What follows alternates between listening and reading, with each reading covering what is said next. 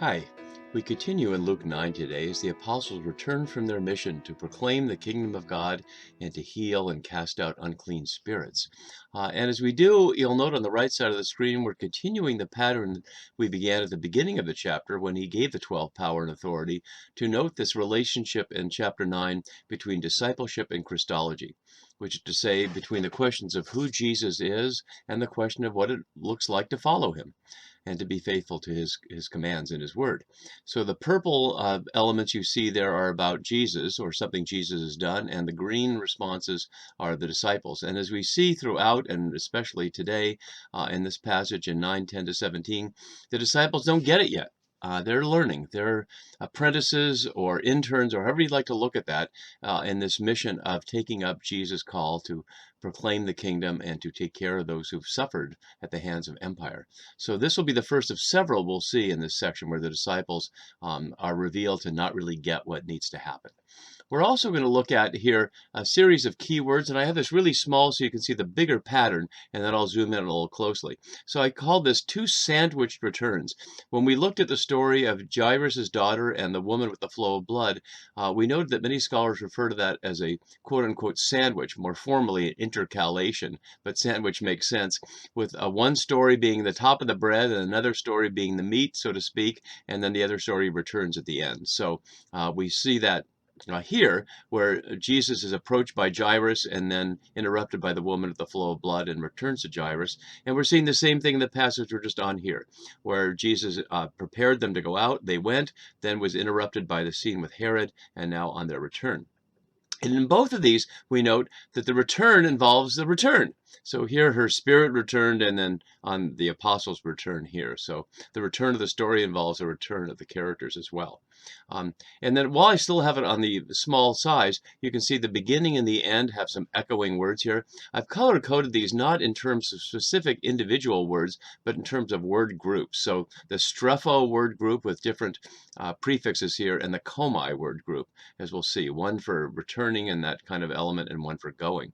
So you can see that the question of having gone and returned and sent away is echoed here. It's not exactly a chiasm, but we'll see a number of words here that do echo in that kind of pattern, both in the beginning and the end. And apodecamai here is only here and here in all of Luke's gospel. So whether this is again meant to be some kind of chiasm, I don't see that kind of pattern, but certainly showing that. And then as we zoom in a little bit, you'll see how the language of coming and going is key in this section here. Not just of humans. Demons had gone, power had gone, and also people. So we're going to see that echoed in our passage of the things we've seen before. So just as the demons had gone and power had gone, now the apostles had gone and come back. And also the question of welcoming. Notice here after the person possessed by legion was sent away, and then Jesus crossed the lake, we see this pattern. Jesus returned, and the crowd welcomed him. And then we see the flip side here. On the apostles' return, crowds found out, and he, Jesus, welcomed them. So the welcoming is going both ways here. So we'll see the pattern of that as we continue. We're also looking at the third of 7 meal scenes in the lifetime of Jesus and 8 in Luke's gospel here. And the first 5, as I've noted on this chart, which is already posted on the webpage, form a nice tight chiasm. So the one we're on here, the feeding of the 5,000 near Bethsaida, surrounded by 2 meal scenes at Pharisee's house, and those surrounded by references to great banquets, and the word daken only used in those 2 places. So this is plainly a very tight chiasm that Luke is setting up for the issue of meal scenes. And the one we have at the center, of course, is a great contrast with the ones with Simon the Pharisee and again at the Pharisee's house, where the meal becomes an opportunity to challenge Jesus' way of doing things. Whereas here, it's a question of challenging the disciples' ability to understand how people are fed when you're working in the name of God. And then finally, as a framework, as we've been doing throughout, we've been looking at how Luke is taking Mark and then adapting Mark in various ways. So one of the big issues for these wilderness feeding stories is Mark and Matthew each have 2 such stories. Most scholars would suggest at one level, following I'm certainly following Ched Meyer's view from Mark, that one of those suggests a Jewish group being fed, another suggests a non-Jewish group being fed, highlighting what Mark has that Luke doesn't have, which is the little math problem in the boat, which the disciples don't get. That would suggest that the one loaf is Jesus, and the two different groups of Jews and Gentiles can be brought together with one shepherd, Jesus. But Luke leaves out all that. And Matthew has two as well. Matthew often has two where Mark has one. Not necessarily two stories, but two people, like two blind men where in Mark there's one, and two lepers, etc. So we won't look at the Matthew scene, but we will look at how Luke has changed Mark. And as we've been following this, the bold parts are the parts that are unique to each evangelist here. So one of the big shifts is not in what we see here, but happened before that. And it's hinted at here. I didn't want this to be too small print or go on too long, so I left that out. But of course, I trust you have a text and you can look it up for yourself. But as he went ashore, highlights that he'd just crossed the lake and sees the crowd. So this is being set up from as they've been in the boat journey. In fact, the boat trip where he walks on the water, then he saw a great crowd and had compassion for them because they were like sheep without a shepherd. And Luke has it totally different. The day was drawing to a close right after the apostles had come back from their mission, as you can see on the left side of the screen. And then Jesus initiates, the 12 come to him, rather, and initiates, send the crowd away. So we hear nothing about what Jesus' thoughts and feelings are here, whereas Mark starts with that. And in fact, Mark starts with it and makes it a test for the disciples. Once we know all these things are in Jesus' mind, then he puts a challenge to them and they get it wrong. So Luke is really changing it a lot. He's also changed it in terms of location, because as we can see here, he withdrew privately, we'll look at that more closely, to a city called Bethsaida. But when the apostles or the disciples, it's not clear exactly here, it's the 12 here, but it'll be disciples a little later, as you see down here. They tell them to go into the surrounding villages and countrysides, for we are here in a deserted place. So they'd been in a city and now they're in a deserted place. One way to look at that, as older scholars used to do, is to suggest sources and editing and those kinds of things. But there's certainly a way to read this as consistent without wondering whether Luke or somebody else in the name of Luke has clumsily edited something and left this obvious inconsistency. It's an inconsistency at one level, but it's not at another, as we'll see, and has everything to do with the tension in Luke and for Luke's audience between cities and smaller places of abiding, like villages. So with that in mind, let's jump in. And my right side of the screen comparison starts with verse 12, but we're really going to start with verse 10. So let's do that, and we can see the bridge between the Herod piece of the story and the scene here. In Mark, Bethsaida is not noted here, but I would note that after the scene here, then they end up in Bethsaida, but the feeding story, the meal story, is not in Bethsaida. So and I also note here that Luke displaces the Herodias story back to 3:19. So when we looked last time at the Herod thing, the element that we saw in Mark's preface for this feeding story, including the obvious hostility and violence of Herod and those around him, is not in the immediate narrative context for Luke. So on their return, the apostles told Jesus all they had done. And at this point, we're not clear, is it just the apostles and Jesus? Because it says he took them. We don't know if there's anybody besides the 12, the other disciples who are unnumbered. And we see in verse 12, the 12 came to him. But before the scene is over, we see he said to his disciples and gave it to the disciples. So we can infer from that that there's more than just the 12 here. But as we first read the story, we are picturing the more intimate sense of just Jesus and the 12 engaging this act, and the disciples being who knows where else. But then we find out they're here. So the apostles told Jesus, they're reporting back, that word is only used one other time in Luke, just in the previous scene. I didn't highlight that in the key words because it's not about coming and going, but you can see that it's there, and then also in Acts. What they had done. In Mark, it's different. It's all that they had taught and done. And we won't look at those details in my notes because you can see them here. So here's where it really starts to change. He took them, paralambano, the first of 6 uses in Luke. And it even suggests, as it did in 9:1, that where it said he gathered them together, that he's leading them into this place. And withdrew privately, or literally the word for privately is kat idion, on their own. So they withdrew on their own to a city, and Luke highlights it, the city called Bethsaida. And Wolder suggests here that that makes clear that Luke does not know the place, and he also assumes it's unknown to his readers. But I don't think this necessarily means he doesn't know the place. He could know it, but assume his audience doesn't know it. Or he could assume his audience does know it and just call them that, although it's very unlikely the audience would know it. In fact, it's so obscure that there's no clear geographic reference to it today. Scholars archaeologically argue about two possible places, neither of which is certain. Here's a picture for what's called the plain of Bethsaida, and it suggests that really this looks like a big green field right outside of town, and maybe it was as simple as that. Maybe when they talk about it being a deserted place, they're not that far away.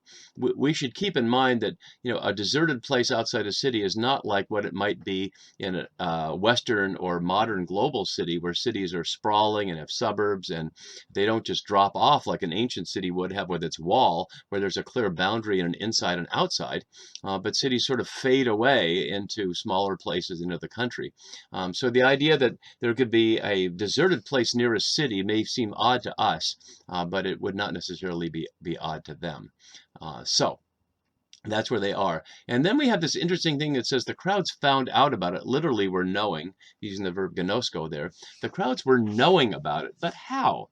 If Jesus is taking them off to this place by themselves, and there's no sense that there was a crowd here. This was just Jesus and the disciples and apostles, and then the apostles returned. So we don't know anything about a crowd being near them, but somehow their movement has been known.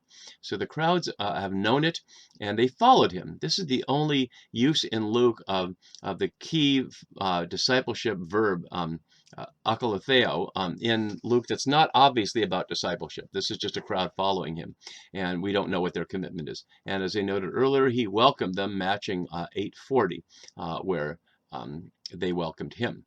And he spoke to them about the kingdom of God and healed those who needed to be cured. We'll look at that phrase in a minute. But note that what's happening here. At the beginning of chapter 9, he sent them out to do that. It seems they successfully did it.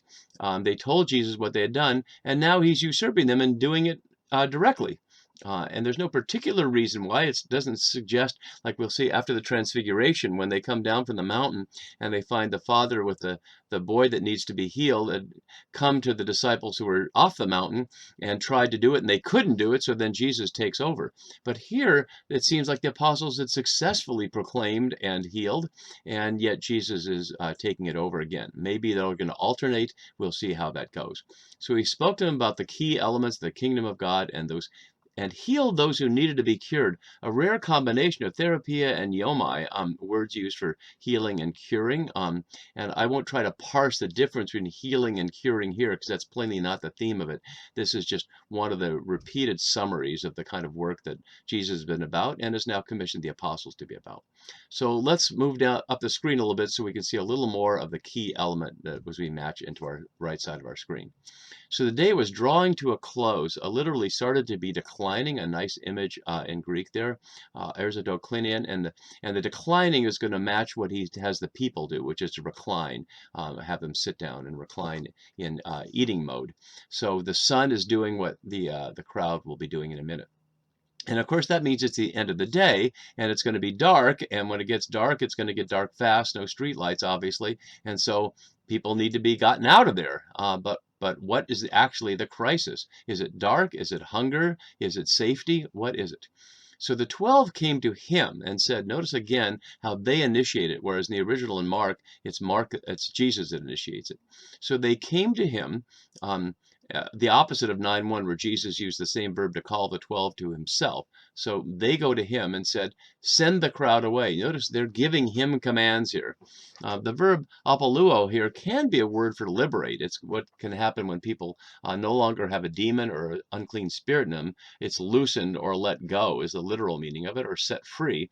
But plainly the crowd here isn't captive and they're not possessed. So this is certainly got to be interpreted negatively here, that we can't deal with it. Send them away. And as the rest of their sentence says, so they may go into the surrounding villages and countryside to lodge and get provisions. And here's the justification: for we are here in a deserted place. Notice that they were near a city, and they say go into the villages and countryside. As my note below suggests, just from my own thoughts, is this to say they expect they'd get hospitality more fully in villages and countryside than they would in a city. And that may well be. If these folks are from the small towns around the Sea of Galilee, they may well know about that and find that small village areas are more likely to provide hospitality than cities that have walls and maybe suspicion of strangers. So the villages and the countryside, which literally just means the cultivated land, the agros, related to the word agriculture. We saw that earlier. That was after the Gerasene demoniac story, and we'll see it a number of other times. To lodge and to get provisions. Notice not just the issue is hunger, and they don't even say they're hungry. They say that they have to go somewhere to stay using katalusos in here, which we'll see a couple of other times. And notice the difference in Mark, where Jesus puts the question to them. Give them something to eat, and they turn to money. The term for provisions here is only here in the New Testament, episitismon, and yet it has an interesting echo from the Septuagint from Exodus 12:39, which may well be the reason that Luke's using it here. Let's listen to that passage briefly. So we hear this from Exodus 12:39.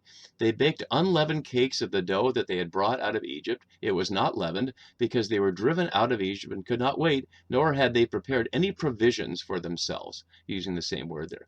So in that case, the absence of provisions leads them to just make quick bread in their situation. But it's highlighting that preparing provisions is what people would do if they had time to do what they were doing. And there's no reason to think that the crowd in our gospel story are in any hurry. So we have no reason to think they don't have provisions. And not only that, one more thing as we do. At the beginning of this chapter, which is to say a few verses ago, Jesus told them not to take several things for their journey, which would be the obvious things to take, like a bag and like money and like a staff.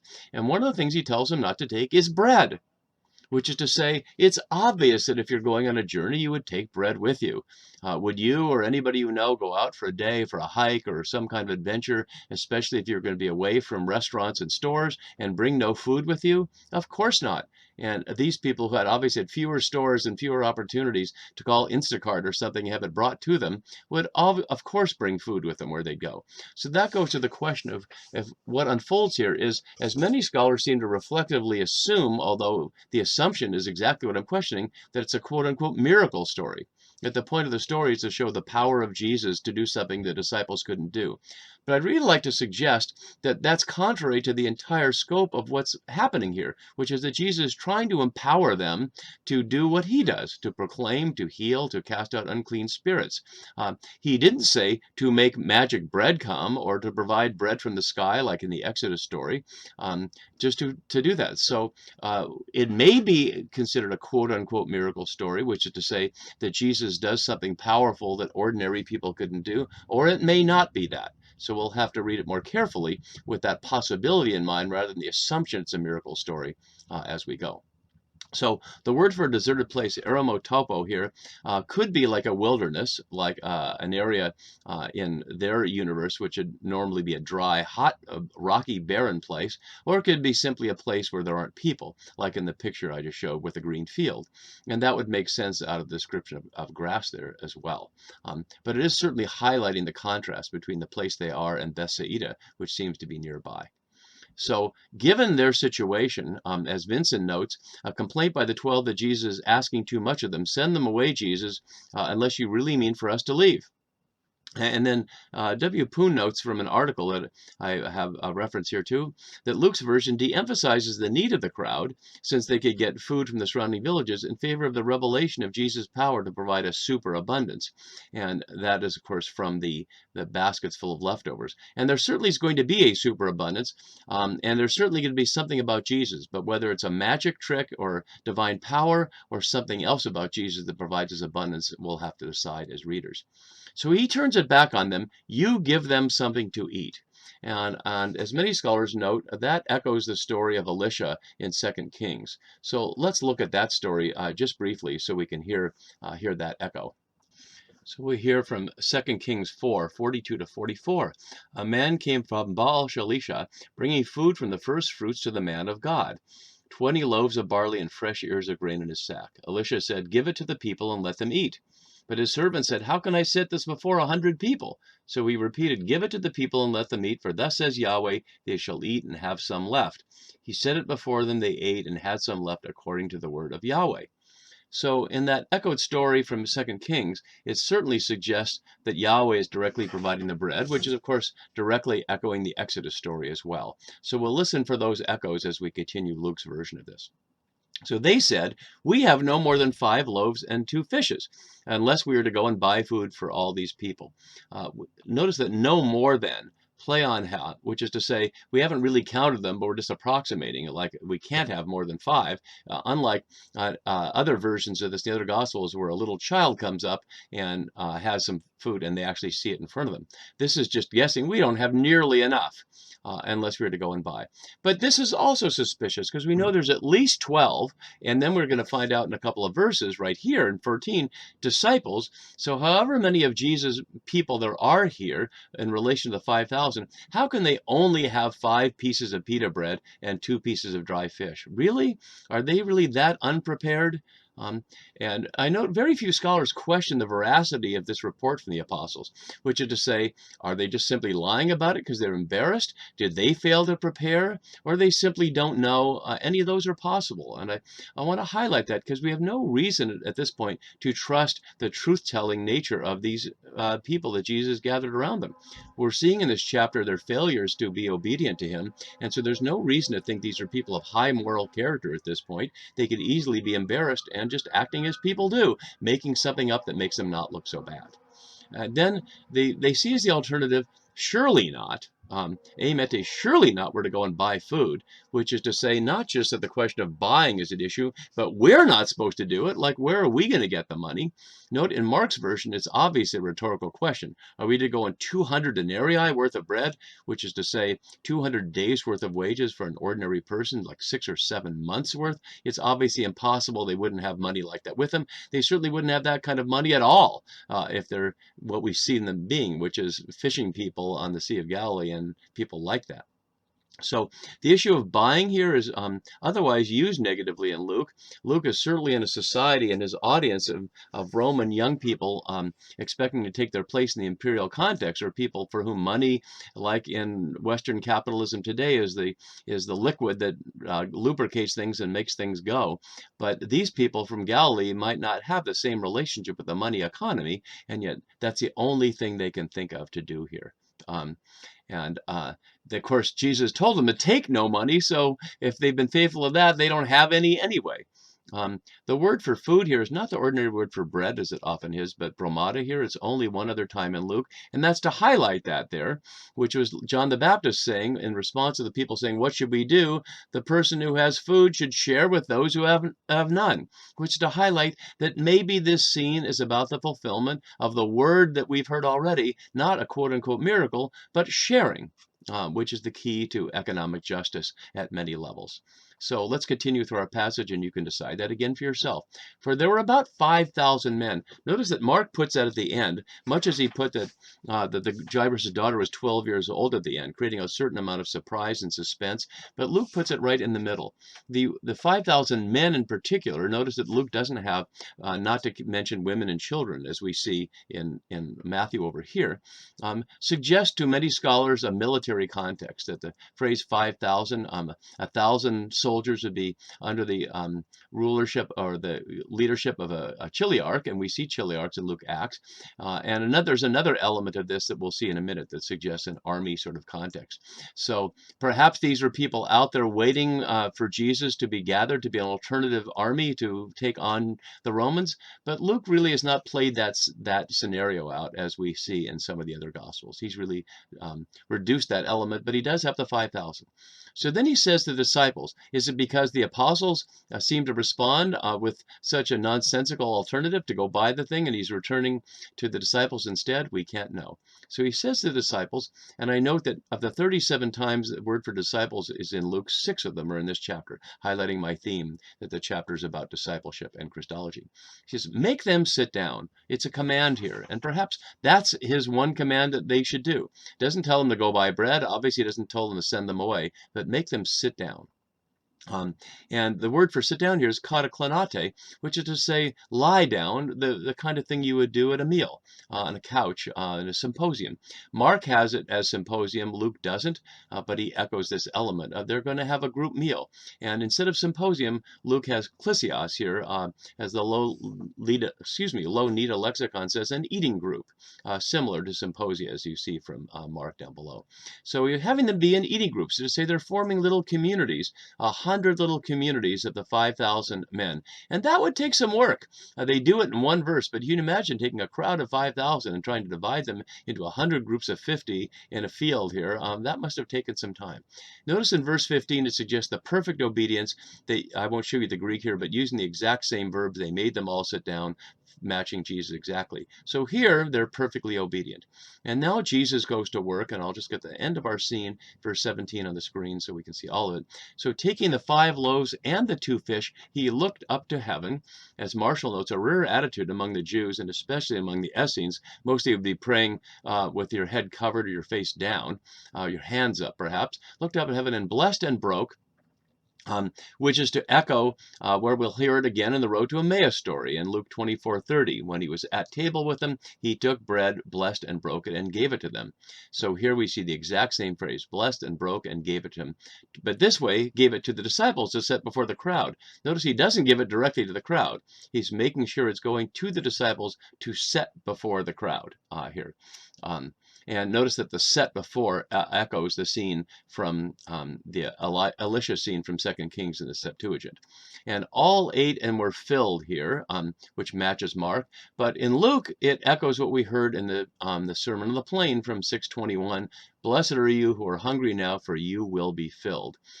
And what was left over was gathered up. The word for left over, parasusan, is definitely a word meaning an abundance, but it doesn't have to mean a divine abundance. It doesn't have to mean that God provided this abundance. It simply means there is an abundance.